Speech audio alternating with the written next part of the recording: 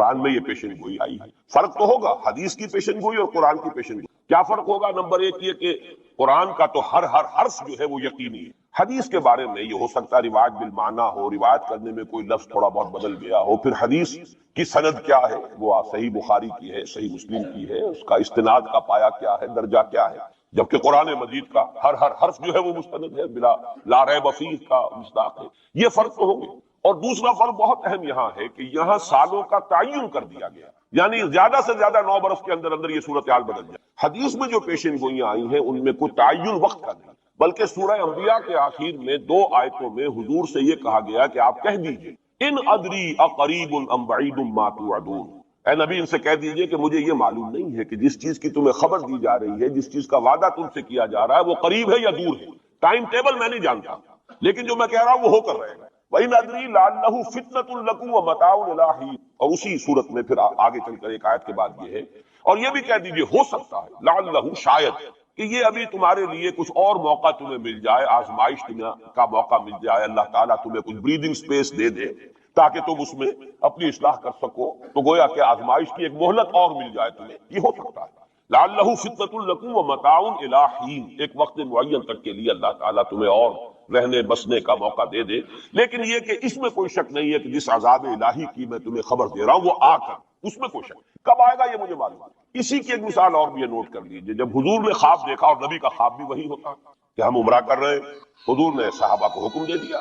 سن 6 ہجری کا یہ واقعہ مشہور ہے کہ اب تقریباً 1400 یا بعض روایات میں آتا 1800 صحابہ کے ساتھ آپ احرام باندھ کر عمرے کے لیے اور مکے کا سفر کر رہے ہیں، حدیبیہ تک پہنچ گئے۔ اب وہاں جو صورتحال پیش آئی، مکے والے اڑ گئے، کسی قیمت پر ہم نہیں کرنے دیں گے، گویا کہ خون کی ندیاں بہ جائیں گے۔ تو وہاں کی صورتحال کو دیکھ کر مصالحت کی، صلح حدیبیہ، مشہور صلح حدیبیہ بہت ہی اہم ہے، تاریخ کا، سیرت النبی کا بہت اہم واقعہ ہے۔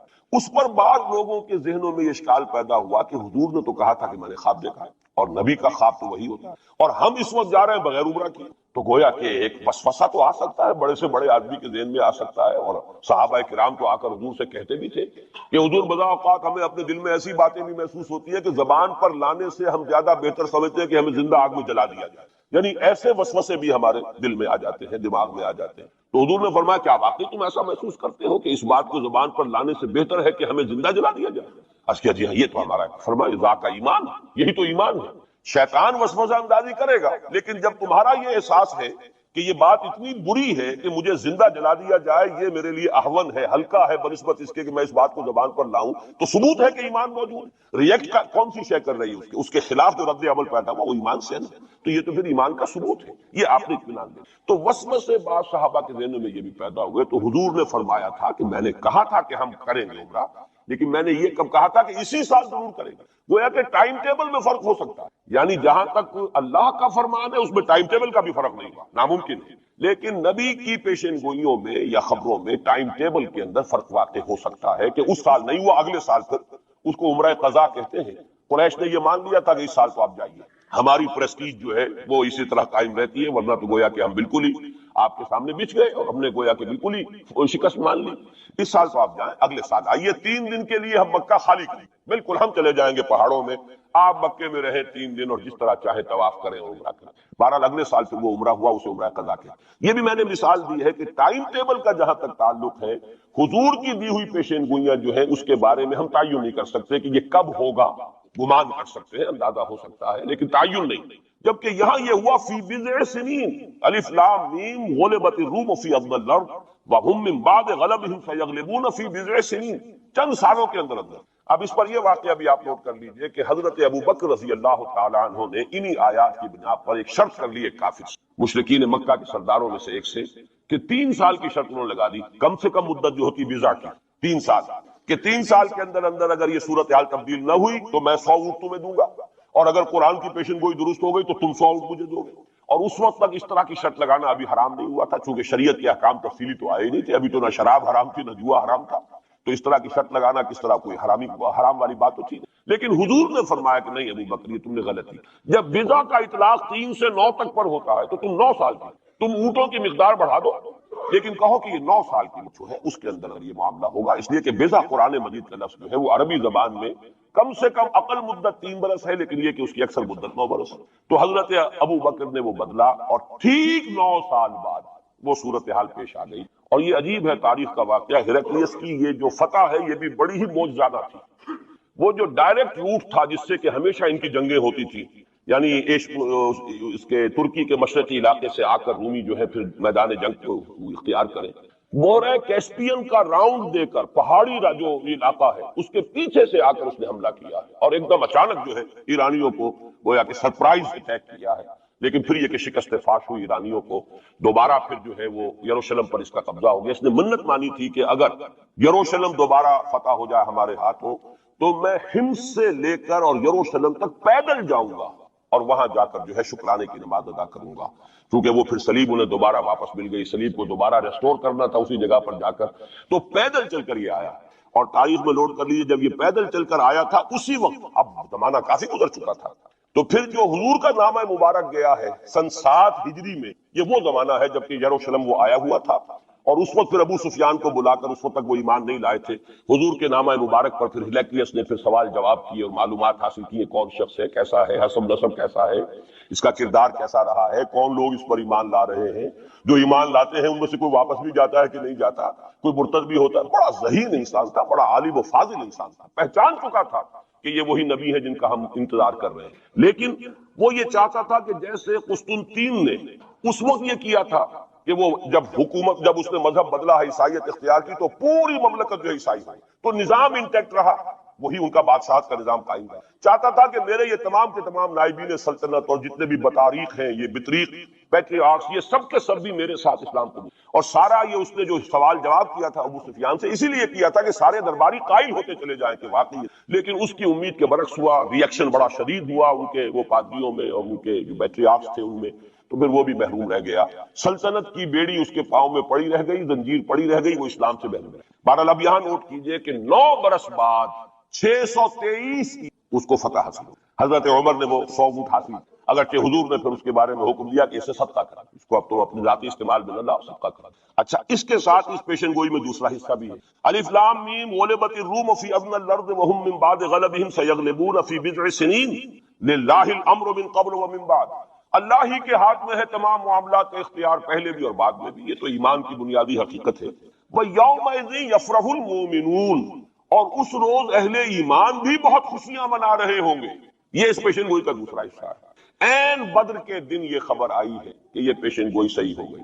9 برس ہو گئے، سن 5 جو نبوی سے اور غزوہ بدر 623 عیسوی میں غزوہ بدر ہو رہا ہے، 622 میں ہجرت ہے اور 623 میں غزوہ بدر ہو. اور جس روز فتح مسلمانوں کو حاصل ہوئی ہے بدر میں، اور سرداران قریش جو ہے وہ کھجور کے کٹے ہوئے تلوں کے مانند جو ہے پڑے ہوئے نظر آئے ہیں میدان بدر میں، این اسی وقت فتح کی خبر آئی ہے کہ رومیوں کو دوبارہ فتح حاصل ہو گئی ایرانیوں. یومئذ یفرح المؤمنون، اس دن اہل ایمان کو بھی بہت فرحت حاصل ہوگی، بہت خوشی حاصل ہوگی، وہ بھی جشن منا رہے ہوں گے بے نصر اللہ، اللہ کی مدد سے. بدر میں جو اللہ تعالیٰ کی نصرت آئی ہے، ینصر من یشاء، وہ تو مدد فرماتا جس کی چاہتا ہے. وَهُوَ الْعَزِيزُ الرَّحِيمُ، اور وہ زبردست ہے، رحم فرمانے والا ہے.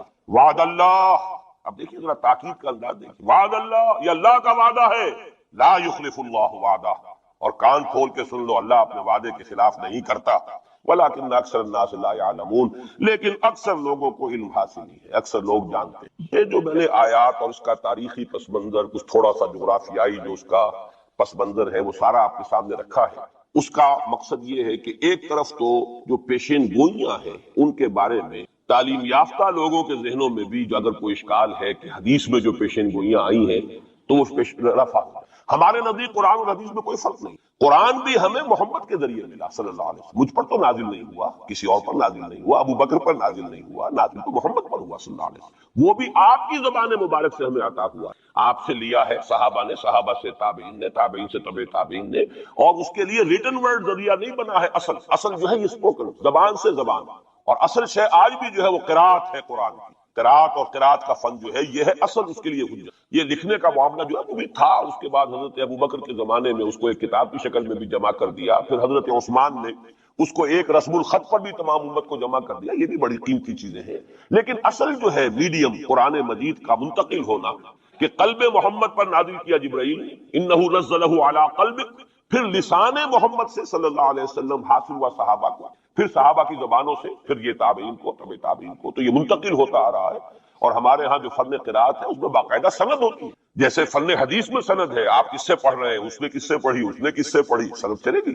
اسی طریقے سے فن قرات میں سند ہے، جو ہمارے ہاں قراء ہوتے ہیں ان کا تعلق جو ہے وہ جڑ جائے گا اسی دور صحابہ کے قراء کے ساتھ۔ بہرحال اس وقت جو میں عرض کر رہا تھا کہ قرآن اور حدیث میں یہ فرق نہیں، دونوں چیزیں محمد کی ادا کرنا، اور ہمیں معلوم ہے کہ حضور کو وہی صرف قرآن کی شکل میں نہیں ہوئی، وہی خفی بھی ہوئی ہے، بہت سی باتیں اللہ تعالیٰ دل میں ڈالتا تھا، حضور کا خواب بھی وہی ہے، اس اعتبار سے وہ وحی خفی جس کو ہم کہتے ہیں اس پر بھی ہمارا ایمان ہے۔ البتہ فرق کیا ہے، جیسا کہ میں عرض کر چکا، یہ لفظ بلفظ محفوظ ہے، حرف بحرف، بلکہ لفظ بھی بڑی شے ہے، حرف بحرف محفوظ۔ وہاں یہ ہے کہ اس طرح کی حفاظت کا جو ہے وہ دعویٰ نہیں۔ نمبر دو یہ کہ یہاں جو شے ہے وہ اپنے ٹائم ٹیبل کے حوالے سے بھی قطعی ہوگی، وہاں یہ ہے کہ ٹائم ٹیبل کا ہم تعین نہیں کر سکتے، جبکہ قرآن مجید ہی کی 2 آیات آپ کو محکم سنا چکا ہوں۔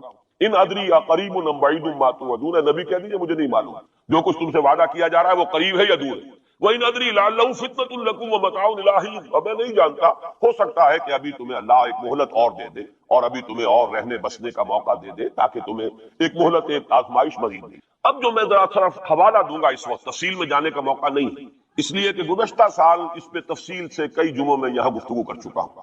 قرب قیامت کی جو پیشین گوئیاں محمد الرسول اللہ صلی اللہ علیہ وسلم نے ہمیں دی ہیں، ان کو نوٹ کر لیجئے کہ وہ 2 قسم، ایک تو خاص خرق عادت واقعات جو قرب قیامت سے زمانے میں ہوں گے، سورج کا مغرب سے نکلنا اور اسی طرح کی دوسری اور علامات ہیں، ایک تو وہ علامات ہیں جن کو ہم کہتے ہیں علامات قیامت، اس میں پوری کتابیں لکھی گئی، غالباً شاہ رفیع الدین رحمۃ اللہ علیہ دہلوی جو ہے ان کی پوری کتاب اس کے اوپر موجود، اس لیے کہ احادیث میں اس کی بڑی جو واضح نشانیاں ہیں وہ دی گئی۔ ایک یہ ہے کہ قیامت سے متصلاً قریب کے زمانے کے کچھ تاریخی واقعات کا تذکرہ، یہ ہے 2 چیزیں کہ جن کو میں نے کافی پچھلے دنوں یہاں بیان کیا ہے، اس وقت میں صرف اس کا حوالہ دینا چاہوں، اور وہ حوالہ کیا ہے؟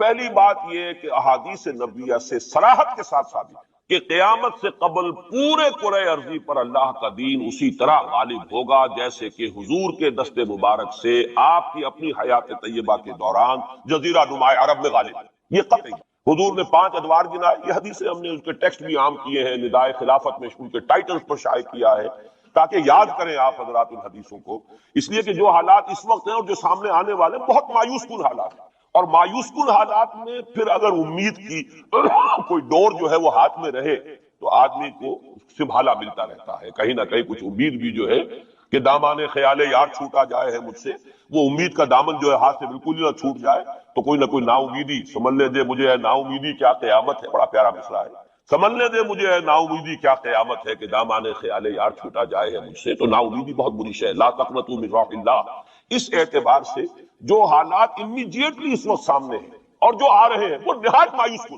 نہایت تکلیف دہ، ان میں ضرورت ہے کہ یہ جو ہمارے لیے کچھ امید افزا خبریں اور پیشن گوئیاں ہیں ان کو بڑے پیمانے پر عام کیا تاکہ لوگ جو ہے اس کے حوالے سے اپنے حوصلوں کو، اپنے امنگوں کو، ولولوں کو کچھ برقرار رکھ سکیں اور ان میں کچھ کام کرنے کا جذبہ، اس لیے کہ ایسے لوگ کم ہوتے ہیں اور اللہ تعالیٰ سے دعا کرتا ہوں کہ اللہ تعالیٰ مجھے ان میں شامل کر دے، آپ کو بھی شامل کرے۔ ایک ایسے لوگ ہوتے ہیں کم کہ جو بالکل حالات سے اپنا تعلق منقطع کر کے، مائنس ہے یا پلس ہے اور پازیٹیو ہے یا نیگیٹو ہے، اس سے بالکل منقطع کر کے اپنے احساس فرض کے تحت کام کرنا، میرا تو فرض ہے مجھے کرنا ہے، بات ختم ہے۔ کیا حالات ہیں، کیا امیدیں ہیں، کیا کیلکولیشنز ہیں، کیلکولیٹنگ مائنڈ سے انہیں کوئی سروکار نہیں ہو، ہمیں اس سے بحث نہیں، کوئی نتیجہ نکل رہا یا نہیں نکل رہا، یا نکل سکتا ہے یا نہیں نکل سکتا، کوئی امید ہے یا نہیں ہے۔ حضرت نوح علیہ السلام 950 برس تک دعوت دیے چلے جا رہے ہیں، کون سی امید تھی؟ آخری وقت تک کوئی امید بن نہیں آئی، کوئی امید تھی نہیں، 950 برس کوئی تصور ہم نہیں کر سکتے دعوت دے رہے ہیں، اس لیے کہ فرض ہے آپ کے ذمہ ہے، آپ کو تو پہنچانا ہے۔ یا ایھا الرسول بلغ ما انزل الیک من ربک فإن لم تفعل فما بلغت رسالہ، اے رسول پہنچاتے رہو جو کچھ کے نازل کیا جا رہا ہے تم پر تمہارے رب کی طرف سے، تمہیں تو کرنا ہے، نتیجہ نکلے نہ نکلے، کو مانے نہ مانے، حالات بہتر ہوں یا اور بدتر ہوں، اس سے بالکل لا تعلق۔ اس کو ہندی فلسفے میں ڈیٹیچمنٹ کہتے ہیں، اپنے آپ کو ایکشن جو ہے، ایکشن آدمی کر رہا ہے اپنے فرض کے تحت، اپنے آپ کو ڈیٹیچ کر لیجیے اس کے نتیجہ کو اچھا بھی نکلے تو خوشی بھی نہیں ہونی چاہیے، نتیجہ اگر کوئی برا نکلا تو افسوس بھی نہیں ہونا، یہ کوئی انتہا ہے، تھیوریٹیکل بات ہے۔ انسانی سطح پر تو یہی ہوگا کہ اچھا نتیجہ نکل رہا ہے تو کچھ نہ کچھ خوشی ہوتی ہے، فرح ہوتی ہے، اطمینان ہوتا ہے، اور اگر کچھ دوسری صورت ہے تو پھر کچھ نہ کچھ رنج ہوتا ہے، افسوس ہوتا ہے۔ قرآن خود کہتا ہے فَلَعَلَّكَ بَاخِعٌ نَفْسَكَ أَلَّا يَكُونُوا مُؤْمِنِينَ، اے نبی کیا آپ اپنے آپ کو صدمے سے ہلاک کر لیں گے کہ یہ ایمان نہیں لا رہے؟ تو یہ صدمہ ہونا، رنج ہونا، دکھ ہونا، افسوس ہونا، یہ اپنی جگہ پر ہے، یا اگر کہیں کوئی کامیابی ہو جائے، حضرت عمر کے ایمان لانے کی خبر آئی تو حضور نے بھی نعرہ تکبیر بلند کیا. اب یہ ایک فوری تاثر ہے، ہونا چاہیے. آپ کو کسی چیونٹی نے کاٹا ہے کہیں سے تو فوراً ہاتھ آپ کا جو ہے وہ جنبش کھائے گا، یہ ریفلیکس ایکشن ہے، یہ ہوگا. لیکن ہندو فلسفی میں تو یہاں تک ہے کہ ڈیٹیچ کر لو اپنے آپ کو اس درجے کہ آپ کا اپنے ایکشن کے ساتھ action for the sake of action, یا یوں کہیے کہ وہ اپنے مقصد کے تحت جو ہے آپ کام کر رہے ہیں. باقی یہ کہ کیا نتیجہ نکلتا ہے نہیں نکلتا ہے، امید افزا ہے یا مایوس، کو بالکل چھوڑ دیں. بہرحال اس کی ضرورت ہے، لیکن ایسے لوگ جیسا کہ میں نے عرض کیا ہوتے کم. اکثریت لوگوں کی ایسی ہوگی کہ کچھ نظر آتا ہو تو کچھ کام کرتے ہیں، کچھ حوصلہ بڑھتا ہے، پھر کچھ اور ہمت جو ہے بنتی ہے. اس حوالے سے میں کہتا ہوں کہ چونکہ جو موجودہ حالات ہیں اور مستقبل قریب میں جو حالات آ رہے ہیں وہ سخت مایوس ہیں، انہی کا بعد میں تذکرہ کروں. لیکن اس وقت جو ہے اگر ہم ان حدیثوں کو سامنے رکھیں گے کہ پہلی بات یہ کہ اس دنیا پر پورے عرضی پر دین کا غلبہ ہو کر رہے گا، دین حق اسی طرح نافذ ہوگا جیسے کہ حضور کے ہاتھوں نافذ ہوا ہے جزیرہ نما. اور یہ جو گلوبل ڈومینیشن ہے اسلام کی، یہ ایک تو اس سے بھی ثابت ہے کہ 3 مرتبہ قرآن میں فرمایا گیا هو الذی ارسل رسولہ بالہدی ودین الحق لیظہرہ علی الدین. حضور کا مقصد بعثت ایکسکلوسیو شان ہے، یہ صرف آپ کی ہے، کسی اور نبی اور رسول کی نہیں ہے. کہ قرآن کہتا ہے غلبہ دین کے لیے بھیجا، صرف تبلیغ کے لیے نہیں بھیجا. باقی تمام انبیاء صرف تبلیغ کے لیے، تبلیغ، تذکیر، تبشیر، تذکیر، نصیحت، جو بھی کہیں، تعلیم، تزکیہ. لیکن غلبہ دین کا لفظ صرف محمد الرسول اللہ صلی اللہ علیہ وسلم کے بارے میں آیا اور 3 مرتبہ، کسی اور نبی کے لیے 1 مرتبہ بھی. اور دوسری بات یہ بھی قرآن کے محکمات میں سے ہے کہ وما ارسلناک الا کافۃ للناس بشیرا ونذیرا. ہم نے نہیں بھیجا ہے محمد آپ کو مگر تمام نوع انسانی، پوری نوع انسانی. گویا کہ پورے عالم انسانیت پر غلبہ دین ہوگا تو بعثت محمدی کی تکمیل ہوگی. پورے عالم جب بھیجا گیا پورے عالم انسانی کے لیے، اس اعتبار سے بھی صغرا کبرا جوڑیے تو اس کا نتیجہ نکلتا ہے. باقی یہ کہ حضور نے وضاحت کے ساتھ وہ احادیث جو ہیں جنرل کیا، میں نے بارہا آپ کو سنائی ہے. حضور نے 5 دور گنوائے: دور نبوت، دور خلافت علی منہاج النبوہ، حدیث کا ٹیکسٹ میں بیان نہیں کر رہا وقت کی کمی کی وجہ. پھر دور ایسی ملوکیت کا جو کٹ کھنی ہوگی، ظالم، کاٹ کھانے والی. پھر دور ایسی ملوکیت کا جو جبری ہوگی. یہ میرے نزدیک جو غلامی کا دور ہمارا گزر چکا ہے اور ابھی ہے، پارشلی ختم ہوا، پارشلی باقی. براہ راست جو ہے ویسٹرن امپیریلسٹ پاورز جو ہیں وہ یہاں سے چلی گئی ہیں، ان کی فوجیں اب موجود نہیں ہیں ہمارے ہاں. لیکن یہ کہ ان کی تہذیب، ان کا تمدن، ان کا فکر، ان کے نظریات، ان کے فلسفے، ان کی سوچ، ان کا طرز بود و باش، انہی کا لباس، انہی کی سمت، یہ سب کچھ موجود ہے. اور ٹیکنالوجی میں، علم میں اور معاشیات میں ہم بالکل بھکاریوں کی طرح ان کے سامنے ہاتھ پھیلانے پر. تو وہ ختم نہیں ہوا چوتھا دور، بلکہ در حقیقت یہ کہ انٹرم پیریڈ ہے چوتھے اور 5ویں کے درمیان. اور 5واں آپ نے فرمایا ثم تکون خلافۃ علی منہاج النبوہ، پھر 5واں دور آئے گا خلافت علی منہاج النبوہ. اور اس وقت گویا کہ پوری جو یہ عالم انسانیت ہے یہ اس چوتھے اور 5ویں دور کے درمیان میں ہے. یہ ایک درمیان کا عرصہ ہے، نو مینز لینڈ کہہ لیجیے اس کو، یا یہ کہ برزخی یہ دور ہے. وہ جو دور تھا امپیریلزم کا، مغربی امپیریلزم، غیر مسلموں کی ہم پر حکومت، ملکن جبرین، اور وہ خلافت علی منہاج النبوہ. پھر وہ 2 حدیثیں حضرت ثوبان رضی اللہ تعالی عنہ سے جو کہ مسلم شریف میں مروی ہے کہ مجھے اللہ تعالیٰ نے ساری زمین سکیڑ کر دکھا دی، یہاں تک کہ میں نے اس کے سارے مشرق دیکھ لیے، سارے مغرب دیکھ. وَإِنَّ أُمَّتِي سَيَبْلُغُ مُلْكُهَا مَا ذُوِيَ لِي مِنْهَا. اور سن لو کہ میری امت کی حکومت ان تمام علاقوں پر قائم ہو کر رہے گی جو مجھے سکیڑ کر دکھا دیے. اب اس کے بعد مجھے تو کوئی شک ہے نہیں، صحیح ہند میں سے ہے روایت، صحیح مسلم. بعض حضرات کے نزدیک تو صحیح مسلم کا درجہ صحیح بخاری سے بھی بلند ہے، لیکن یہ کہ اکثر و بیشتر جو ہے ٹاپ پر صحیح ہیں جنہیں ہم کہتے ہیں صحیح بخاری، صحیح مسلم، یہ حدیث کے مجموعے میں سب سے اوپر ہے. اچھا، دوسری حدیث حضرت مقداد ابن اسود سے، لا يبقى على الارض بيت وبر ولا مدر الا ادخل الله فيه كلمة الاسلام. اللہ تعالیٰ اس روئے ارضی پر ایک گھر نہیں چھوڑے گا، نہ اینٹ گارے کا بنا ہوا گھر، نہ کوئی کمبلوں کا بنا ہوا خیمہ جس میں اسلام کو داخل نہ. البتہ اسلام کا داخلہ 2 طریقوں سے ہوگا، بعز عزیز و ذل ذلیل. یا تو گھر والا اور خیمے والا اسلام قبول کر لے گا تو اسلام کے اعزاز کے ساتھ اس کا بھی اعزاز ہو گیا. وَلِلَّهِ الْعِزَّةُ وَلِرَسُولِهِ وَلِلْمُؤْمِنِينَ. عزت تو ہے اللہ کے لیے، اس کے رسول کے لیے، اہل ایمان کے لیے. گھر والا بھی اس کا اعزاز ہوا، اس کے گھر میں اسلام داخل ہوا اس کے اعزاز کے ساتھ. اگر نہیں قبول کرے گا تو نیچے ہو کر رہنا پڑے گا. یوت الجزیۃ عن ید وہم صاغرون، چھوٹے ہو کر جزیہ پیش کرنا ہوگا. تو گویا کہ اسلام تو اس کے گھر میں بھی داخل ہو گیا، لیکن وہ بدبخت اعزاز اسلام سے خود محروم ہے. لیکن غلبہ تو ہو گیا نا. یدخلون فی دین اللہ افواجا کی وہ شکل تو ہو گئی کہ اللہ کا دین جو ہے وہ غالب ہو گیا. گیا. اطاعت تو انہیں کرنی پڑے گی, اسلام کی بالادستی قبول کرنی, رہے ہندو رہے سکھ رہے پارسی رہے عیسائی رہے, پرسنل لا میں ان کی جان مال عزت آبرو کی حفاظت کا ذمہ بھی لیا جائے گا, ان کے عقائد کو بھی زبردستی نہیں بدلوایا جائے گا, ان کے مندروں گردواروں اور کلیساؤں اور سلوتاس جو ہے سینیگاگ ان کی حفاظت کی جائے گی, لیکن بالادستی اسلام. یہ ہے مسند احمد ابن حنبل کی روایت ہے حضرت مقداد ابن اسود. تو پہلی بات تو یہ ہے کہ یہ یقین, کم سے کم مجھے تو اس کا یقین حاصل ہے الحمدللہ, اور میں چاہتا ہوں کہ ہر شخص ہر مسلمان کے دل میں یقین.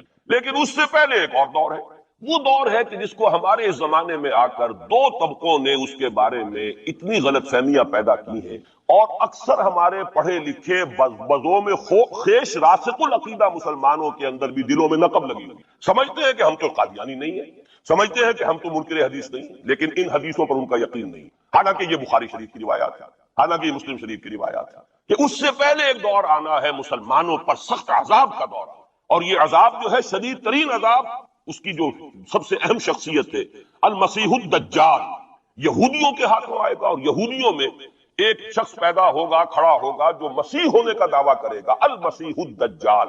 دجال کہتے ہیں فریبی کو, دجل فریب کو کہتے ہیں, جو فریب سے اپنے آپ کو مسیح کہلوائے گا کہ میں مسیح. اس کی وجہ کیا ہے کہ یہودیوں کے ہاں یہ روایت موجود تھی کہ ہمارا ایک سیویئر آئے گا, ہمارا ایک نجات دہندہ آئے گا, جو ہمیں پھر دنیا کے اندر غلبہ دلوائے گا, اور ہماری جو پرومسڈ لینڈ ہے وہ پوری کی پوری ہمیں دلوا دے گا. وہ جو گریٹر اسرائیل کا نقشہ انہوں نے بنا رکھا, یہ ان کی پرومسڈ لینڈ ہے, خوابوں کی سرزمین.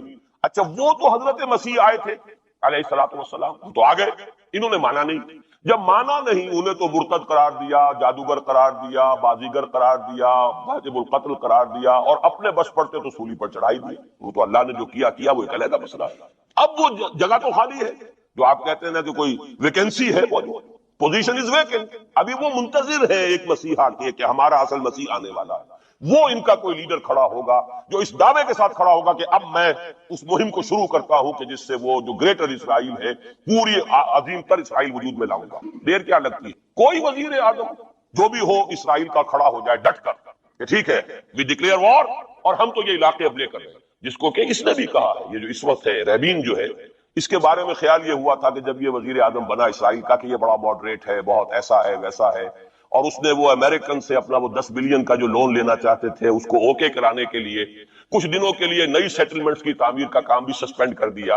تو بڑی امیدیں ہو گئی, چلو جی ایک پروسیس آف جو پیس ٹاک شروع ہو جائیں اور یہ ہو جائے. لیکن سب ثابت ہو چکا ہے. اسی زمانے میں وہ گیا اپنے فوجی ہیڈ کوارٹر میں, اور جا کر وہاں پہ اپنے فوجی آفیسرز کی وہ جو اب لوگوں میں تشویش ہو گئی ہوگی کہ ہم کس خواب کو دیکھ رہے ہیں اور یہ شخص ادھر چلنے لگ گیا ہے, تو جا کر کہا, اور رپورٹ ہوئی ہے خبر.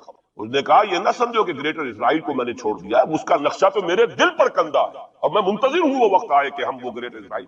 کوئی شخص کھڑا ہو جائے گا, اس کے لیے وہ ڈکلیئر کر دے گا, کوئی شکلیں اور کوئی سچویشن ہو سکتی ہے. اور اس اعتبار سے نوٹ کیجئے کہ یہ بابری مسجد کی شہادت کے بارے میں یہ صحیح بات کہی جا رہی ہے کہ یہ در حقیقت ایک فیلر ہے ہنود اور یہود کے جو گٹھ جوڑ ہے.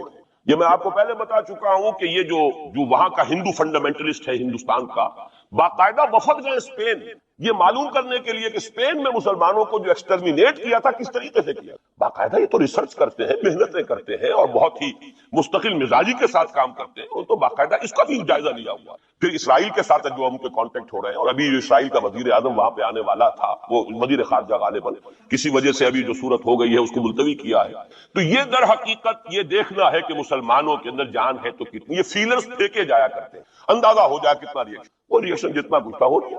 اور ہمارا ریئیکشن ہونا کیا ہے, اس سے پہلے جب مسجد اقصیٰ کے ساتھ جو بھی بے حرمتی ہوئی اور جب یروشلم گیا ہے, کتنا کو رونا پیٹنا ایک دفعہ تو پورے عالم اسلام میں ہو گیا تھا. اب کہاں ہے وہ رونا پیٹنا, اب تو ریکنسائل کیے بیٹھے. اب تو وہی عرب ممالک ایک ٹیبل پر جا کر میڈرڈ میں تو بیٹھ آئے نا آخر اسرائیل کے ساتھ, اور اب مسلسل گفتگو ہے واشنگٹن میں جو ہے, ایک پہلا round, second round, third round. کبھی تو اس کے ساتھ ایک میز پر بیٹھنا گوارا نہیں تھا, اس کو ریکگنائز کرنے کا کوئی سوال نہیں تھا, اب اس کی باتیں بھی ہو رہی ہیں. تو معلوم ہوتا ہے کہ یہ سارے جو ہیں حالات, یہ کوئی ایسی باتیں نہیں ہے, کوئی فیری ٹیلز ہوں, یہ کوئی پریوں کی کہانیاں ہوں جو آنے والی ہیں کیسے ہم مان لیں. یہ صحیح عقیدہ اسلامی ہے. حضور احادیث حضرت مسیح علیہ السلام زندہ آسمان پر اٹھائے گئے, اور وہی حضرت مسیح علیہ السلام دوبارہ آئیں گے, اور یہودیوں کا آخری قلقمہ انہی کے ہاتھوں ہوگا. اور یہ در حقیقت قرآن مجید کا جو فلسفہ ہے انبیاء اور رسول کے بارے میں, اس کے عین مطابق جس قوم کی طرف کوئی رسول بھیج دیا جاتا تھا, وہ قوم جب رد کر دیتی تھی رسول کی دعوت, اتمام حجت کر دیا رسول نے, 950 برس تک دعوت دی ہے، قوم نے رد کر دیا. یا حضرت ہود نے کتنے عرصے دعوت دی، اس کی وضاحت نہیں ہے، طویل عرصے تک دی، قوم نے رد کر دیا. حضرت صالح نے کتنے عرصے دعوت دی، قوم نے رد کر دیا. پھر کیا ہوتا تھا، اس قوم کو ہلاک کر دیا جاتا تھا، ختم کر، پھر اس کا نام و نشان نہیں چھوڑا جاتا. فقطع دابر القوم الذین ظلموا، جڑ کاٹ دی جاتی تھی اس ظالم قوم کی. لا یرا الا مساکنہم، اب ان کے صرف مسکن نظر آتے تھے، وہ رہنے والے نظر نہیں آتے تھے. چلے جائیے قرطبہ میں دیکھ لیجئے اور غرناطہ میں جا کر محل دیکھ لیجئے الحمرا، لیکن جو لوگ یہاں کبھی آباد تھے ان کا نام و نشان بھی نہیں. یہ تو اب جو آثار قدیمہ ہے، سیریں کر لیجئے جا کر. مسجد قرطبہ بھی ہے، سیر کر لیجئے. وہ تو اقبال کو تو خیر کوئی اجازت بھی مل گئی تھی نماز پڑھنے کی خاص کوئی، ورنہ وہاں پر تو اس کا بھی امکان نہیں ہے. اس کے ہارٹ میں جو ہے وہ چیپل موجود ہے، چرچ موجود ہے. بہرحال یہ سارے جو معاملات ہیں جان لیجیے جس سے کہ یہ واقعات جن کی خبریں دی ہیں، یہ بالکل اس کے مطابق حالات کا جو ہے نقشہ بیٹھتا چلا جا رہا ہے. کوئی یہودی لیڈر کھڑا ہوگا اور وہ مسیح کا دعویٰ کرے گا، میں ہوں مسیح، چاہے وہ خود بھی جانتا ہو کہ میں جھوٹ بول رہا ہوں اور جانتا ہوگا کہ جھوٹ بول رہا ہوں، لیکن یہ کہ تمام اس یہودیوں کو جمع کرنے کے لیے لازم ہوگا کہ وہ دعویٰ کرے. اس لیے کہ اب بھی موجود ہے، جو لوگ جانتے ہیں یہودیوں کو، یہودی اب بھی سپلٹ ہے.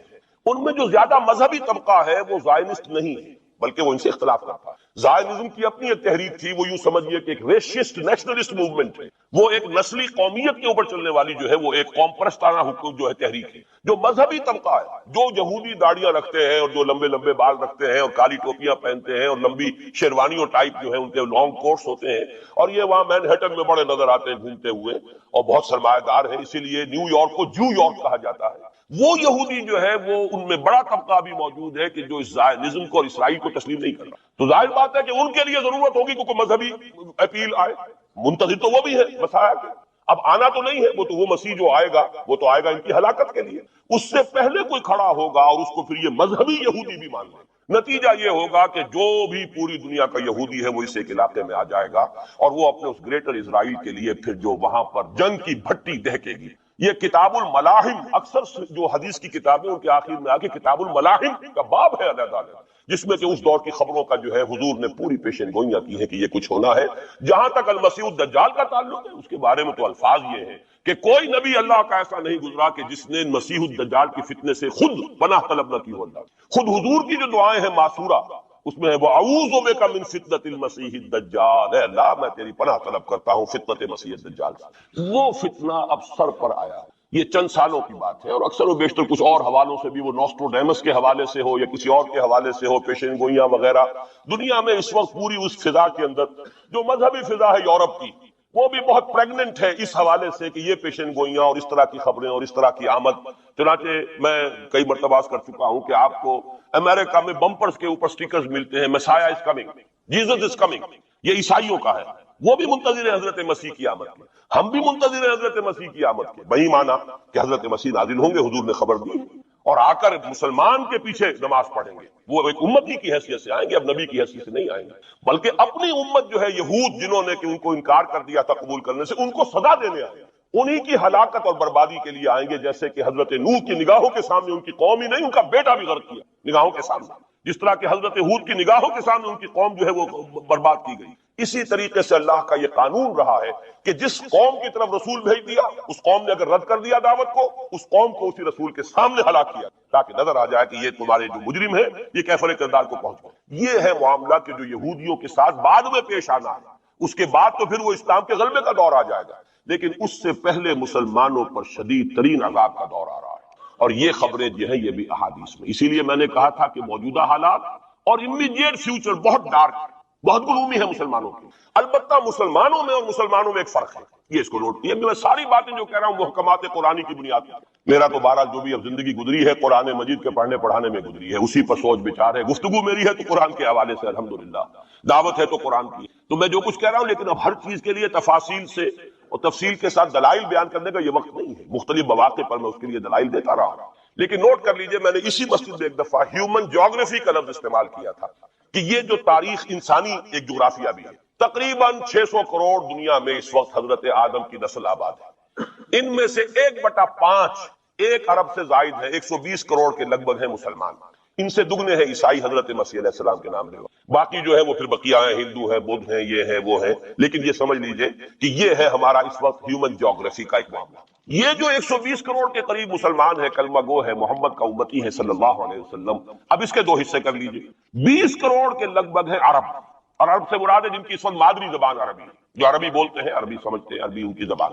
نسلاً سب کے سب عرب نہیں ہیں، ان میں بربر بھی ہے، شمالی افریقہ کے بربر ہیں نسلی طور پر، لیکن یہ کہ جب مسلمان وہاں غالب آ گئے ان کی زبان ہی ختم ہو گئی، تہذیب بھی ختم ہو گئی، وہ بالکل پورے عربائزڈ ہو گئے، یہاں تک کہ سوڈانی پورے عربائزڈ ہیں، ان کی عربی زبان ہے، عربی بولتے ہیں۔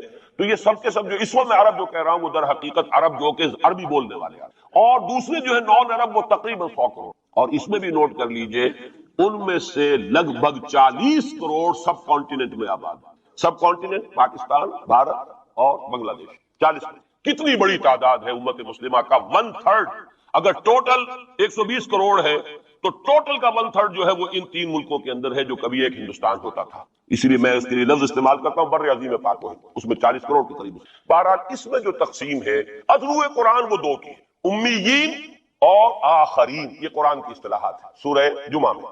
هو الذی بعث فی الامیین رسولا منہم، ایک امیین ہے جن میں سے خود حضور تھے، عرب، آپ کی زبان عربی، اور انہی کی زبان میں قرآن نازل ہوئی۔ نوع انسان آپ پیام آخری حامل رحمت للعالمین، وَكَذَلِكَ أَنزَلْنَاهُ قُرْآنًا عَرَبِيًّا لَعَلَّكُمْ تَعْقِلُونَ۔ لَعَلَّكُمْ تَعْقِلُونَ میں تو مخاطب نہیں ہوں، میری زبان تو عربی نہیں ہے۔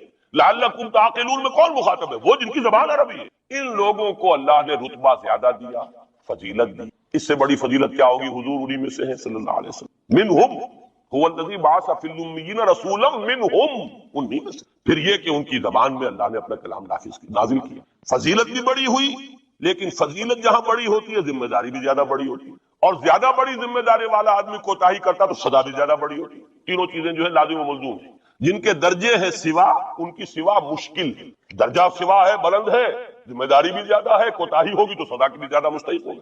اس کا مصداق ہے عالم عرب، خاص طور پر وہ جو اصل عرب ہے پرانے، لیکن طبعاً چاہے وہ غیر عرب تھے لیکن عربی زبان اب ان کی مادری زبان ہو چکی ہے، وہ بھی اس میں شامل ہے۔ ان پر اصل سزا کا دور ان پر آ رہا ہے، اور ایک عجیب بات ہے انہی پر اصلاً ایک سزا کا دور پہلے بھی، یہ سیکنڈ ٹائم ہے، جیسے کہ بنی اسرائیل کے بارے میں آیا ہے وَقَضَيْنَا إِلَىٰ بَنِي إِسْرَائِيلَ فِي الْكِتَابِ لَتُفْسِدُنَّ فِي الْأَرْضِ مَرَّتَيْنِ وَلَتَعْلُنَّ عُلُوًّا كَبِيرًا۔ بنی اسرائیل کے لیے بھی ہم نے طے کر دیا تھا کہ 2 مرتبہ تم سرکشی کرو گے اور ہمارے عذاب کے کوڑے تمہاری پیٹھ پر برسیں۔ یہی معاملہ بنی اسماعیل کا پہلا دور ان پر آیا تھا، کب؟ آج سے 750 برس قبل، کروڑوں قتل کروائے تاتاریوں کے ہاتھوں، ان کی حکومت ختم، آخری خلیفہ بنی عباس اس کو نکال کر محل سے اور جانور کی ایک کھال کے اندر لپیٹ کر، اور تاتاریوں نے اپنے گھوڑوں کے سموں تلے کر دیا، اور پھر انہی تاتاریوں کو اسلام کی توفیق دے دی، اسلام کا جھنڈا ان کے ہاتھ میں تھما دیا ہے۔ آیا فتنہ تاتار کے افسانے سے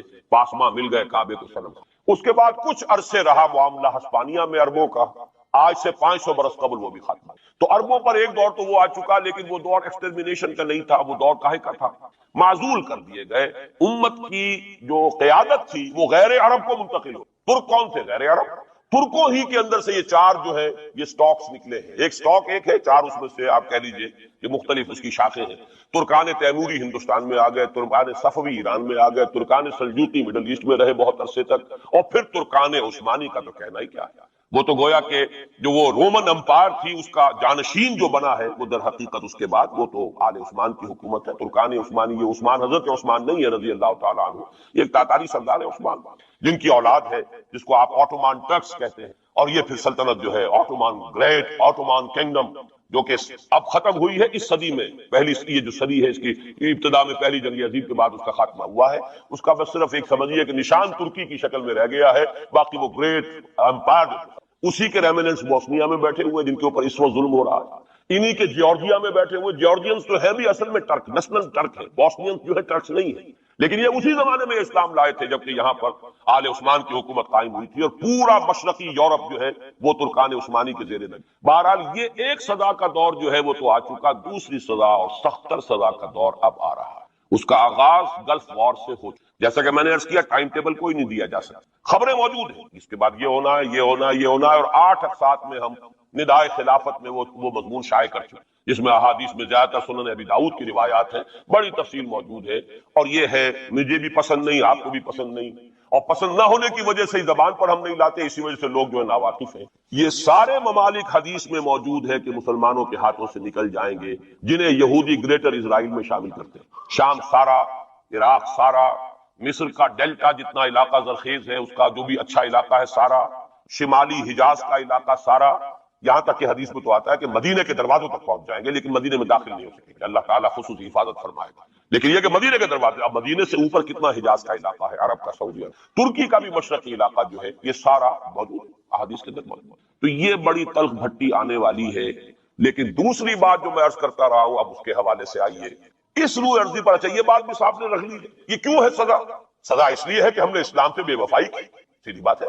اللہ کو تو نہ ہم سے کوئی دشمنی ہے، نہ ہمارے دشمنوں سے کوئی اس کی دوستی ہے، معاذ اللہ ثم معاذ اللہ۔ اس کی دوستی کہاں، کفار سے کہاں ہوگی؟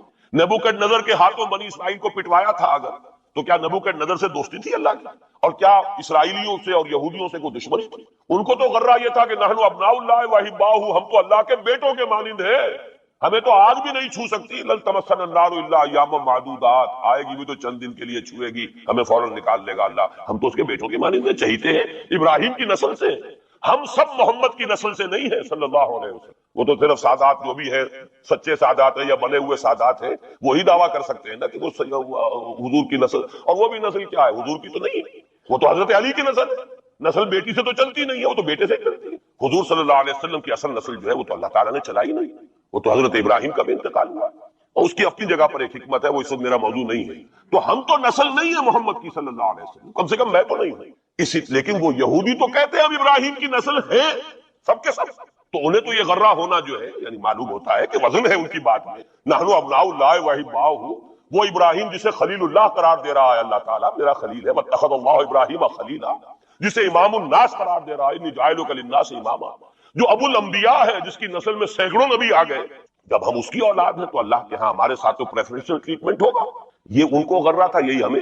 لیکن جان لیجئے جب انہیں پٹوایا، جب قرآن مجید نے کہا فَلِمَ يُعَذِّبُكُم بِذُنُوبِكُم، ایسا ہی تمہارا غرہ ہے، تم اللہ کے چہیتے ہو، تو اللہ تمہیں کیوں سزائیں دیتا رہا ہے؟ نبوکدنضر سے کیوں پٹوایا، رومن سے کیوں پٹوایا، اس صدی میں جرمنوں سے کیوں پٹوایا، لاکھوں کی تعداد کے اندر۔ معلوم ہوا کہ اللہ کا معاملہ جس قوم سے بھی ہے، کووننٹ ہے، وہ میثاق ہے ہمارا اللہ کے ساتھ، میثاق قرآن ہے ہمارا، ان کا میثاق تورات تھی، پکڑو اس کو، خذوا ما آتیناکم بقوۃ، پکڑو اس کو مضبوطی کے ساتھ جو ہم نے تمہیں دیا ہے۔ اگر اس سے بے وفائی کرو گے تو ہم سے کوئی تعلق نہیں، بلکہ تم مجرم ہوگے اصل۔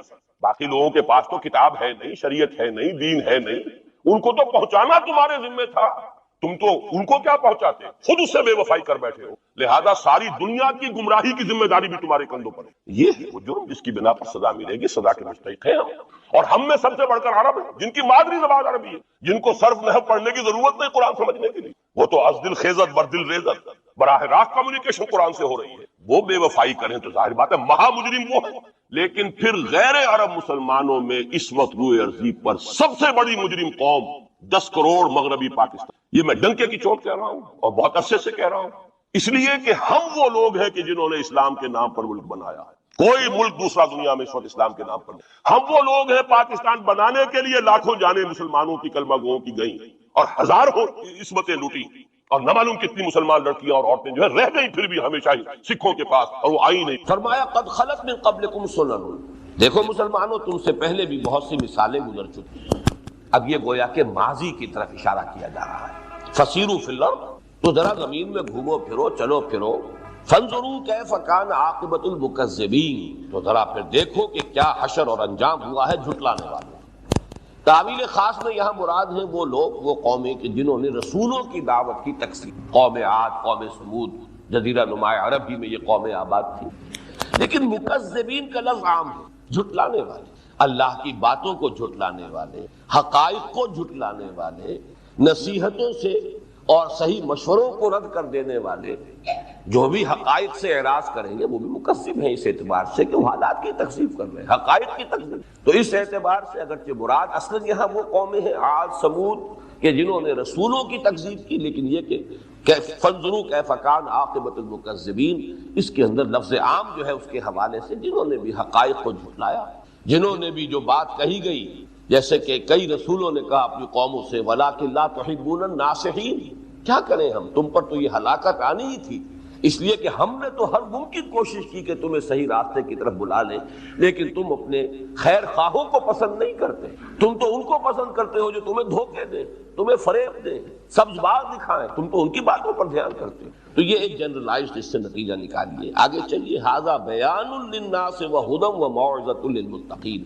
یہ جو ہے قرآن مجید اور یہ خاص آیات جو اس وقت تمہیں سنائی جا رہی ہیں، یہ لوگوں کے لیے وضاحت ہے، لوگوں کے لیے بیان ہے، تبیین ہے، اور یہ کہ موعظہ ہے، نصیحت ہے، لیکن یہ کہ ہدایت ہے، رہنمائی ہے، کس کے لیے؟ للمتقین۔ اس سے فائدہ وہی اٹھائیں گے جن کے دلوں میں کچھ نہ کچھ خوف خدا ہوگا، کچھ آخرت کی باز پرس کا احساس ہو، ورنہ چکنے گھڑوں کی طریقے سے بات پڑے گی اتر جائے گی، یا جو ضد پر اور ہٹ پر اڑ گئے ہیں ان پر تو اس کا کوئی اثر نہیں ہوگا، جنہوں نے تعصب کے کان جو پٹیاں اپنے کانوں پر باندھ لی ہیں ان پر کوئی اثر نہیں ہوگا، جو تکبر کی وجہ سے اعراض کر رہے ہیں ان پر کوئی اثر نہیں ہوگا۔ تو ھذا بیان للناس وہدی وموعظۃ للمتقین۔ اس کے بعد وہ آیت آئی ولا تہنوا ولا تحزنوا وانتم الاعلون ان کنتم مؤمنین، اور دیکھو گھبراؤ نہیں، غم زدہ نہ ہو، غمگین نہ ہو، دل برداشتہ نہ ہو، مایوس نہ ہو، بد دل نہ ہو، ہمارا پختہ وعدہ ہے تم ہی سربلند رہو گے، تم ہی کو کامیابی حاصل ہوگی بشرطے کہ تم مومن ہوئے۔ یہاں ذرا غور کرنا ہوگا، یہ کن سے خطاب ہو رہا ہے؟ کیا ابو بکر سے کہا جا رہا ہے؟ کیا ان کے ایمان میں کوئی شک و شبہ تھا؟ کیا عمر اور عثمان اور علی اور حمزہ اور عبد الرحمن ابن عوف اور زبیر اور طلحہ رضی اللہ تعالی عنہم اجمعین، کیا ان کے بات ہو رہی ہے؟ اس سے آگے بڑھ کر کیا یہ مہاجرین کی بات ہو رہی ہے؟ نہیں، بات سمجھیے، قرآن کا یہ اسلوب ہے کہ عام الفاظ آتے ہیں وہاں مراد خاص ہوتے ہیں۔ پورے قرآن میں جہاں منافقوں سے بات ہوئی ہے کہا گیا یا ایھا الذین آمنوا، کہیں بھی یا ایھا الذین نافقوا آیا ہی نہیں۔ یہ تو آپ کو سیاق و سباق سے دیکھ کے پتہ چلتا ہے کہ یہاں صادق الایمان لوگ مخاطب نہیں ہیں بلکہ منافق مراد ہے، اس لیے کہ دعوے دار تو وہ بھی ہیں ایمان کے، اس لیے یا ایھا الذین آمنوا کے عموم میں تو وہ بھی شامل ہیں۔ تو یہاں سمجھیے کہ اصل کس کی طرف اشارہ ہو رہا ہے، یہ وہ مسلمان ہیں کہ جن کا تعلق مدینہ منورہ سے، انصار کی جماعت، ان میں ظاہر بات ہے کہ بڑی تعداد میں کچے لوگ بھی شامل ہوں۔ اس کی وجہ کیا ہے؟ مکے میں جو شخص ایمان لایا مار پڑنی شروع ہو گئی، بائیکاٹ ہو رہا ہے، سوشل بائیکاٹ ہو رہا ہے، بھوکا مارا جا رہا ہے، زنجیروں میں جگڑ دیا گیا ہے، انگاروں پر لٹا، ظاہر بات ہے وہ تو بھٹیوں میں سے گزر چکے، پھر گھر بار چھوڑ کر اہل و عیال کو بھیڑیوں کے رحم و کرم پر چھوڑ کر آئے تھے۔ اب ان کے ایمان میں اور ان کے تمام پختگی میں تو کسی شک و شبے کی گنجائش نہیں۔ مدینے میں جو لوگ ایمان لائے جہاں صادق الایمان بھی تھے، بہت تھے، لیکن یہ کہ وہاں حالات کی وجہ سے کچے پکے لوگ بھی آ گئے، اس لیے کہ ایمان لانے سے مار تو کوئی پڑتی نہیں ہے۔ اس حوالے سے ابھی ان کو بھٹیوں میں سے گزرنا تھا کہ مہاجرین تو گزر آئے بھٹیوں میں سے، وہ تو کندن بن چکے، زر خالص بن چکے، تمہارے اندر ابھی کچھ لوگ ہیں کہ جن کی کچھ تربیت کی ضرورت ہے، جنہیں آزمائشوں کی بھٹیوں میں سے گزارا جانا ضروری ہے۔ تو دیکھ لو، اگر تم اس میں سے گزر گئے اور تم نے اپنے ایمان کا ثبوت دے دیا، جیسے کہ غزوہ احد کے بارے میں آپ کو معلوم ہے کہ حضور 3000 کی نفری لے کر مدینے سے نکلے ہیں، 700 واپس آ گئے، معلوم ہوا کہ کم سے کم 1/4 تعداد جو ہے، اب ان میں سے ظاہر بات ہے 3000 میں سے مہاجرین بھی تھے، تو انصار کے اعتبار سے تو محسوس ہوتا ہے کہ جو مدینے کے مسلمان تھے ان میں تو خاصی محترم تعداد جو ہے، اگر آپ نسبت و تناسب نکالیں گے تو وہ ان کچے پکے یا منافق لوگوں کی تھی۔ تو یہاں جو بات کہی جا رہی اصل میں تعویل خاص کے حوالے سے سمجھ لیجیے، مخاطب وہ ہے وہ جن کے ایمان کا ابھی جو ہے وہ رنگ گہرا نہیں ابھی ہوا تھا، ابھی وہ بھٹیوں میں سے گزرے نہیں تھے، آزمائشوں میں سے گزر کر، جسے اقبال نے کہا ہے چوں پختہ شوی، جب پختہ ہو جاؤ، یا جسے کہیں اکبر نے کہا تھا کہ تو خاک میں مل اور آگ میں جل، جب خشت بنے تب کام چلے، ان خام دنوں کے عنصر پر بنیاد نہ رکھ، تعمیر نہ کر۔ تو وہ مہاجرین جو تھے وہ تو خاک میں مل کر اور آگ میں جل کر آئے تھے، وہ تو پکے ہو چکے تھے، لیکن یہاں ابھی لوگوں کو ضرورت تھی۔ تو ان کنتم مومنین، اگر تم نے ایمان کا واقعی تقاضا پورا کر دیا تو پھر وعدہ ہمارا ہے اور پختہ وعدہ ہے کہ سربلند تم ہی رہو۔ اس کے بعد ایک خاص پس منظر میں فرمایا ان یمسسکم قرح فقد مس القوم قرح مثلہ، بھئی اتنے بددل کیوں ہو رہے ہو؟ اور تمہارے جو دشمن ہیں مشرکین مکہ، اگر آج تمہیں کوئی چوٹ لگی ہے، کوئی زخم لگا ہے تو انہیں بھی تو لگ چکا 1 سال پہلے، 13 مہینے پہلے ان کے 70 جو ہے کھیت نہیں رہے تھے میدان جنگ میں، بدر میں ان کے 70 مارے گئے، بڑے بڑے سردار مارے گئے، تو یہ تو در حقیقت وہی آج تم پر بپتا آ گئی ہے. تو انہیں دیکھو ذرا، وہ اتنی بڑی مار کھا کر بھی 1 سال کے اندر اندر دوبارہ آ گئے کمر ہمت کس کے حملہ آور ہو کر، اور تم جو ہے جی چھوڑ رہے ہو. حالانکہ ان کا تو اللہ پر ایمان نہیں، آخرت پر ایمان نہیں، تمہارا اللہ پر ایمان ہے، آخرت پر یقین ہے. تو تمہیں تو کسی درجے میں بھی کوئی بدلی نہیں ہونی چاہیے، اس لیے کہ تمہارا تو معیار ہی یہ ہونا چاہیے کہ کامیابی اصل میں یہ ہے کہ ایمان پر موت آ جائے، اور سب سے بڑی کامیابی شہادت کی موت ہے. تو اگر تم میں سے 70 شہید ہو گئے تو وہ تو کامیاب ہو گئے، اس کو ناکامی کیوں سمجھ گئے؟ انہوں دیکھو کہ وہ لوگ نہ آخرت کا یقین ہے، نہ انہیں اللہ کی طرف سے اجر و ثواب کا یقین ہے. ان سے عبرت پکڑو کہ وہ تو تم پر حملہ آور ہو گئے آ کر. پہلے بدر میں جنگ ہوئی تھی، یہاں آ کر مدینے پر آ کر حملہ آور ہو. تو ان یمسسکم قرح فقد مس القوم قرح مثلہ وتلک الایام نداولها بین الناس. اب یہ ہے وہ فلسفہ ابتلاء اور آزمائش کا. یہ دن ہے جنہیں ہم بدلتے عدلتے رہتے ہیں لوگوں کے مابین، کبھی فتح کبھی شکست، کبھی اونچ کبھی نیچ. یہ فتح ہی فتح ہوتی رہے تو کچے پکے رلے ملے رہ جائیں گے. کبھی آزمائش بھی آنی چاہیے تاکہ معلوم ہو جائے کون پختہ ہے اور کون خام. تمیز کیسے ہوگی؟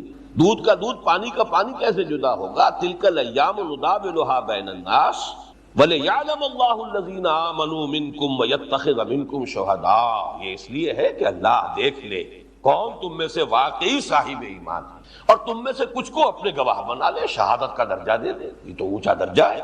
وَاللَّهُ لَا يُحِبُّ الظَّالِمِينَ. یہ نہ سمجھنا کہ انہیں اگر فتح ہو گئی اور تمہیں چرکا لگ گیا تو اللہ کو پسند ہے وہ مشرک. نہیں، اللہ کو ظالم تو پسند نہیں ہے، مشرک پسند نہیں ہے، کافر پسند نہیں ہے. پسند تم ہی ہو، تم سے ہی محبت ہے. لیکن یہ کہ بہرحال تمہاری بہتری مقصود ہے کہ تمہاری صفوں میں کچے پکے جو ہیں وہ ذرا علیحدہ علیحدہ ہو جائیں، تاکہ یہ کہ اور اس سے بڑے مراحل آنے ہیں، سختر مراحل آنے ہیں، اور بھی ابھی اس کے امتحان اور بھی ہے. لہذا ایسا نہ ہو کہ اس سے بھی کسی زیادہ بڑے کریٹیکل مومنٹ پر، اس سے بھی زیادہ کسی نازک مرحلے میں آ کر جو ہے ایسے لوگوں کی کمزوری جو ہے وہ فیصلہ کن ثابت ہو جائے. تو یہ چھانٹی ہونی ضروری ہے. بڑا پیارا لفظ آ رہا ہے آگے، وَلِيُمَحِّصَ اللَّهُ الَّذِينَ آمَنُوا. اللہ خالص کر لینا چاہتا ہے اہل ایمان کو.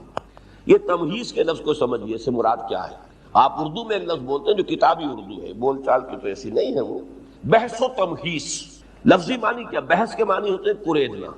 آپ نے دیکھا ہوگا کہ اب مرغی جو ہے وہ ٹھوکے مار مار کے زمین میں اس کو زمین کو کریدتی ہے کہ کوئی شے ہے کہ نہیں. پھر جو نکلتا ہے اس کو علیحدہ علیحدہ کرتی. کھانے کی کوئی شے ہے تو کھائے گی نا، کنکر تو نہیں کھائے گی. تو بحث و تمحیص یہ ہے کہ بحث کے معنی کھود کرید کرنا، اور تمحیص جو ہے علیحدہ علیحدہ کرنا، ممیز کر دیں. تو اللہ ممیز کر لینا چاہتا ہے. وَلِيُمَحِّصَ الَّذِينَ آمَنُوا. اللہ چاہتا ہے کہ اہل ایمان کو علیحدہ کر لے، بالکل جو ہے وہ گڑبڑ نہ رہے ان کے ساتھ جو منافق ہیں اور کچے پکے لوگ ہیں. وَيَمْحَقَ الْكَافِرِينَ. اب جب یہ علیحدہ ہو جائے گا معاملہ تو پھر کافروں کو وہ تباہ کرے گا. ورنہ کافر تمہارے اندر ہی گڑبڑ رہیں گے تو ظاہر بات ہے کہ پھر تو وہ اس طرح کا عمومی عذاب اگر آیا تو ان کافروں کے ساتھ اہل ایمان بھی اس چکی میں پس جائیں گے. جیسے کہ فرمایا گیا سورہ فتح کے اندر کہ اس وقت بھی ہم تمہیں یعنی سمجھیے کہ جب صلح حدیبیہ ہوئی ہے مسلمانوں ہم تمہیں فتح دے چکے تھے، فتح ہو گئی تھی تمہاری، لیکن ہم نے جنگ سے ہاتھ روک لیے تمہارے اور کفار کے. اس لیے کہ مکے کے اندر کچھ ایسے لوگ بھی تھے کہ جو مومن تھے، مرد تھے، عورتیں تھی، بوڑھے تھے، اور وہ ہجرت نہیں کر سکے تھے. اس وقت اگر کہیں یہ بھٹی دہک جاتی اور تم جو ہے ان کو بھی پیس دیتے کفار کے ساتھ، تو اللہ نے ان کی وجہ سے ابھی ہاتھ روک لیا. تمہارے ہاتھ روک لیے، ان کے بھی ہاتھ روک. اس کے بعد آئی ہے وہ کانٹے والی آیت جو ہے قرآن مجید کی، کہ جو ایک ہی مضمون پر قرآن مجید میں یہ 4 آیتیں. ام حسبتم ان تدخلوا الجنہ. کیا تم نے یہ سمجھا تھا کہ جنت میں داخل ہو جاؤ گے؟ ایک بات تو یہ نوٹ کیجئے کہ یہاں بات تو ہو رہی ہے فتح اور شکست کی، بات فوراً اللہ نے کی جنت کی. کیا مطلب؟ یہ فتح و شکست جو ہے دنیا میں، اس سے تمہیں دلچسپی ہوگی. ہمیں تو اصل دلچسپی یہ کہ کون ہے ہمارے اصل بندے جو ہمارے گھر میں جو ہم نے ان کے لیے تیار کیا ہوا جنت میں پہنچ جاتے ہیں. ہماری دلچسپی تو اس سے ہے. ہم تو چھانٹی کر رہے ہیں اہل جنت کی. اور تم بھی اگر صاحب ایمان ہو تو تمہارا معیار کامیابی کا یہ نہیں ہونا چاہیے کہ فتح ہوئی یا شکست ہوئی، کامیابی ہوئی یا ناکامی ہوئی. یہ ہونا چاہیے جس کا خاتمہ ایمان پر ہو گیا وہ کامیاب ہو گیا. چاہے نہایت قسم پرسی کے عالم میں اس کی موت ہوئی ہو، چاہے جیسے کہ ابو جہل نے بدبخت نے حضرت سمیہ کو ہلاک کیا ہے، انتہائی سخت ٹارچر سے کیا ہے، پھر شرمگاہ میں برچھا مارا ہے، جوان بیٹے کے سامنے برہنہ کیا ہے، کیا کچھ نہیں کیا ہے، لیکن وہ تو کامیاب ہو گئی. اسی لیے حضور وہاں سے گزرتے تھے اور فرماتے تھے اصبروا یا آل یاسر فإن موعدکم الجنہ. اے یاسر کے گھر والوں صبر کرو، تمہارے تمہارے وعدے کی جگہ جنت ہے۔ تو اللہ کو تو دلچسپی اس سے ہے، یہ فتح و شکست دنیا میں یہ تو اونچ نیچ ہوتی رہتی ہے، اس سے کوئی اصل مسئلہ نہیں ہے، اصل مسئلہ تو ہے جنت کا۔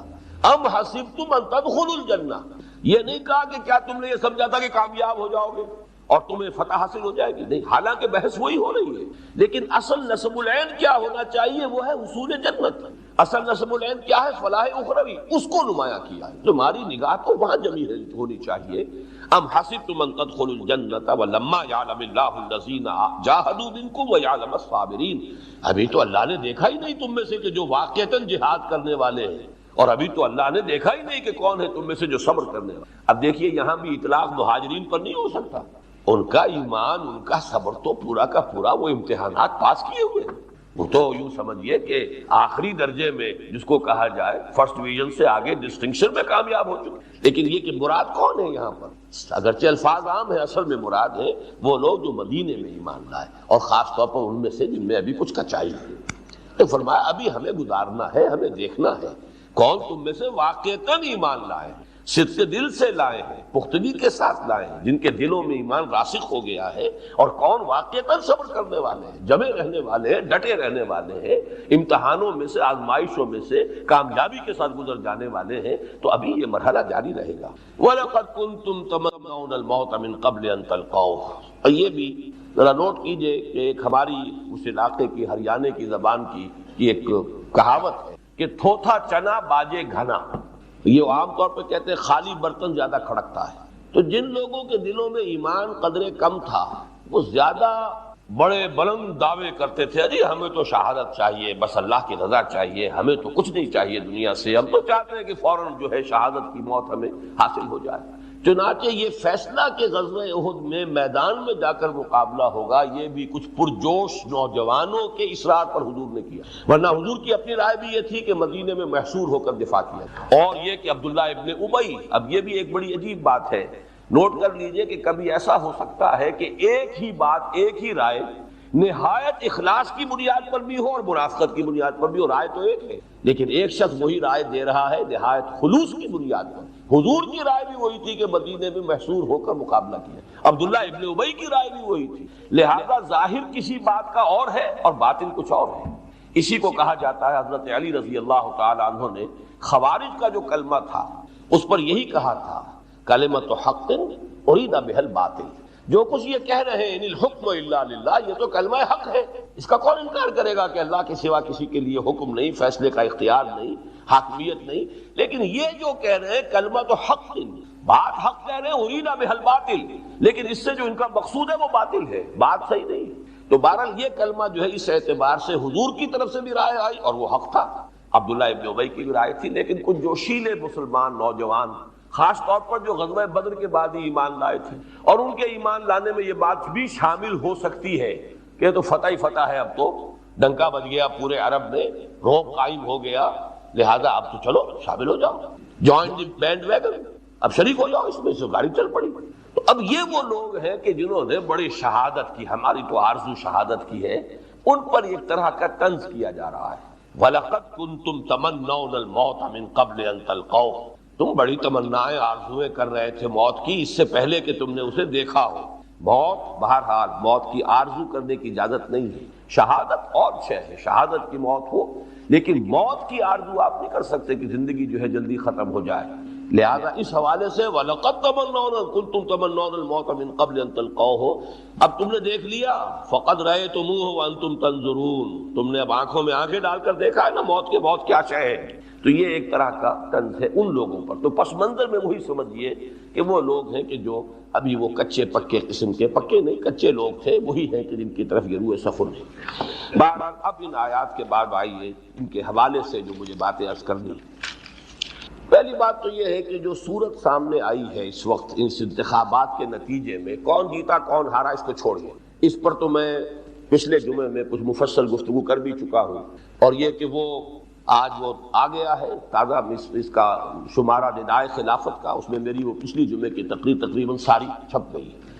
البتہ یہ کہ نوائے وقت میں جو شروع ہوا ہے تو مجھے محسوس ہوا ہے، سرسری طور پر میں نے ابھی دیکھا ہے کہ شاید کچھ حصے مجھے پسند نہیں آئے تو انہوں نے حذف کیے، لیکن یہ کہ ندائے خلافت میں وہ یوں کی تو منو انشائع ہوئی۔ پہلی بات تو یہ سمجھیے کہ یہ کیفیت جو سامنے آئی ہے کم سے کم میرے لیے اور جو بھی میرے قریبی رفقا ہیں جو میری سوچ میرے فکر سے واقف ہیں ان کے لیے ہرگز غیر متوقع نہیں، اس لیے کہ ہم نے یہ بات، میں جو بات بلکہ ہم کی بجائے اب لفظ میں استعمال کر رہا ہوں، میرا یہ تجزیہ ٹھیک 1 سال پہلے شائع ہو چکا ہے۔ 14-15 ستمبر کے نوائے وقت میں میرا مضمون شائع ہوا جس میں یہ جملہ بھی موجود تھا کہ مستقبل قریب میں پاکستان سطحی مذہبیت کا لبادہ اتار کر عریاں سیکولرزم کی راہ اختیار کر لے گا۔ ہماری مذہبیت جو بھی تھی وہ سطحی سی تھی، اوپر کی ٹیپ ٹاپ تھی، کوئی اس کی بنیاد حقیقی بنیاد نہیں تھی، لیکن یہ کہ چل رہا تھا، کچھ نہ کچھ نعرہ تھا اسلام کا، کچھ نہ کچھ یہی حصے شاید نکالے بھی گئے ہیں نوائے وقت کے مضمون میں سے، کہ میں نے کہا تھا کہ تحریک پاکستان میں بھی اسلام کا نعرہ ہی نعرہ تھا، حقیقت کہاں تھی؟ حقیقت ہوتی تو وہ حقیقت نظر آنی چاہیے تھی قیادت کے اندر۔ قیادت میں تو اسلام، وہ پریکٹسنگ مسلمز تو نہیں تھے وہ لوگ، اور علماء جو تھے جو بھی تھے، چاہے وہ شبیر احمد عثمانی ہو رحمۃ اللہ علیہ، چاہے ظفر احمد عثمانی ہو رحمۃ اللہ علیہ، چاہے بڑے بڑے پیر ہو، پیر جماعت علی شاہ ہو رحمۃ اللہ علیہ، پیر ماکی شریف ہو رحمۃ اللہ علیہ، یہ سب معاونین تھے، قائدین نہیں تھے۔ تحریک پاکستان کی قیادت پریکٹسنگ مسلمز پر مشتمل نہیں تھی، ان کا کردار، ان کا اخلاق یہ اپنی جگہ پر ہے، لیکن یہ صداقت، امانت، دیانت، یہ چیزیں تو وہ ہیں کہ جو کسی غیر مسلم میں بھی ہو سکتی ہیں، ان کے کردار، ان کا کریکٹر، جس کو ہم کہتے ہیں مذہبی آدمی، شاعر اسلام کا پابند ہو، عبادات پر پابند ہو، حلال اور حرام پر کارمند ہو، اگر یہ نہیں ہے تو پھر وہ عامل آدمی تو نہیں ہے، عملی انسان تو نہیں ہے۔ بہرحال یہ سمجھ لیجئے کہ ہمارے پاس جو کچھ اسلام ابھی تک چلا آ رہا تھا وہ در حقیقت ایک سطحی سا، جسے ونیئر کہتے ہیں۔ آج کل آپ کو معلوم ہے کہ فرنیچر بنتا ہے، نیچے جو ہے وہ جو بھی کچھ ہو، اوپر بڑا خوبصورت ونیئر جو ہے وہ ٹیک کا لگا دیں یا کوئی اور اعلیٰ قیمت کا، وہ ونیئر ہوتا ہے، معلوم ہے اس کے نیچے یہ پوری ٹھوس لکڑی نہیں ہے۔ تو یہ بہرحال میں نے تجزیہ لکھا تھا جو 2 مضامین شائع ہوئے تھے، اور اسی میں ایک بات میں نے اور بھی عرض کی کہ مذہبی جماعتیں جو ہمارے ہاں ہیں، مذہبی اور دینی جماعتیں جو اس سیاست میں ملوث ہیں اور جنہوں نے اپنی ساری توانائیاں اس میں گنوائی ہیں، خرچ کی ہیں یا گنوائی ہیں، انہوں نے ایک کریڈٹ لیا تھا جو میں بھی مانتا ہوں کہ ہاں ان کا کریڈٹ تھا، اور یہ کہ انہوں نے یہ کہا تھا کہ ہم چاہے یہاں اسلام نافذ نہیں کرا سکے لیکن ہم نے سیکولرزم کے قدم بھی یہاں جمنے نہیں۔ یہ میں سمجھتا ہوں کہ کہنے کا انہیں حق حاصل کہ جو بھی کچھ انہوں نے کیا اس کے نتیجے میں ضرور یہ تھا کہ سیکولرزم بھی اپنے جڑے یہاں پر جو ہے بالفعل جمع نہیں سکتا، لیکن یہ کہ میرا تجزیہ یہ تھا کہ اب یہ کریڈٹ بھی ختم ہو گیا، اب یہ ملک جو ہے جو حالات نظر آ رہے ہیں وہ یہ ہے کہ کھلم کھلا سیکولرزم کی طرف جائے۔ تو اس اعتبار سے تو یہ بالکل میرے تجزیے کے مطابق ہے، جو میں نے بات کہی تھی اس کے عین مطابق ہے، تو مجھے اس پر کوئی صدمہ نہیں ہونا چاہیے، لیکن ہوا ہے۔ وہ کیوں ہوا اس کا آپ تجزیہ سمجھیں۔ کسی شے کو علمی طور پر جاننا اور ہے اور آنکھوں سے دیکھنا اور۔ ابھی میں نے آیت آپ کو سنائی، تم موت کی بڑی آرزو کر رہے تھے لیکن اب اپنی آنکھوں سے دیکھ لیا نا موت کو، تو بڑا فرق ہے موت کو دیکھے بغیر اس کے بارے میں گفتگو کرنا اور موت کو آنکھوں سے دیکھ۔ وَلَقَدْ رَأَيْتُمُوهُ وَأَنْتُمْ تَنْظُرُونَ، ذرا انداز دیکھیے، اسلوب دیکھیے، اب دیکھ لیا نا تم نے موت کو اور اپنی آنکھوں سے دیکھ لی۔ یہی بات قرآن مجید میں آئی ہے، اور ایک اور دوسرے مقام پر کہ کلا لو تعلمون علم الیقین لترون الجحیم ثم لترونها عین الیقین، اگر تم اس کو علم یقین کی حیثیت سے سمجھ لو آج تو پھر بھی تمہیں نظر آ جائے گی کہ ہاں آخرت حق ہے، جنت حق ہے اور جہنم حق ہے، لیکن یہ کہ ایک وقت وہ آئے گا پھر یہ آنکھوں سے دیکھو گے۔ ابھی تو یہ کہ علمی طور پر جان لو، پہچان لو، مان لو، ایمان لے آؤ غیب میں رہتے ہوئے، یہ یؤمنون بالغیب